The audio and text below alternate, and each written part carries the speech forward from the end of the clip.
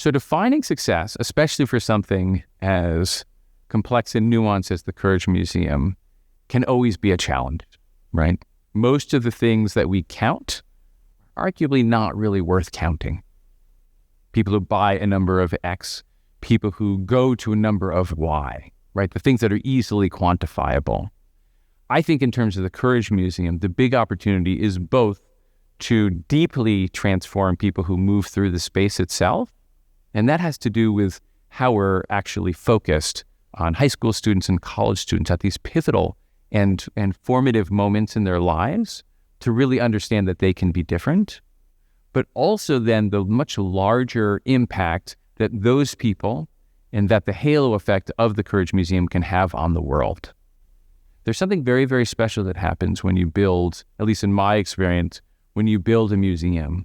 It becomes an epicenter for everyone else's efforts on the same topic. I live in Harlem. When Michael Jackson passed away, there was a massive impromptu memorial built for Michael Jackson right in front of the Apollo Theater. Nobody from the Apollo called the neighborhood or people around New York or the area and said for them to come here. They naturally gathered because it was the epicenter for African-American music and its expression.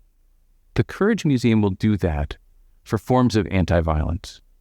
It will bring together people from around San Francisco, California, the nation, and really the world to think differently about how they talk about anti-violence. And in particular, how they shouldn't necessarily focus on what's necessarily wrong or the issues, not that that's not important, but they can pivot that into how we can transform ourselves to be the change agents to address those issues around violence. That to me is what unlocked the power of this entire engagement. Interestingly enough, we worked on the Courage Museum for, I think, 4 years, maybe even 5, before we found that name, the Courage Museum. And I'll never forget, for years, literally years, like good partners, together we were exploring these ideas of what would a museum look like for an organization, Futures Without Violence. And for a while, it was just going to be called the Futures Museum or the Futures Without Violence Museum. And over again, one brave counselor or advisor or board member would take me aside and say, "Do you think this will work? Like if we make a museum about violence, are people really going to come?" It's a real question. The magic of it was when we suddenly went into a naming exercise and thought, oh, wait a minute, right.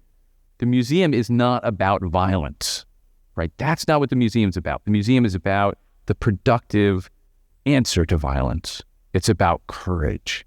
And that pivot shifted the entire endeavor from something where you might grit your teeth and go, maybe once, maybe if you had to, maybe if you were forced to on a school visit, sure, you would go to the Futures Without Violence Museum and you would sort of suffer your way through current forms of violence, which is very, very challenging for anyone.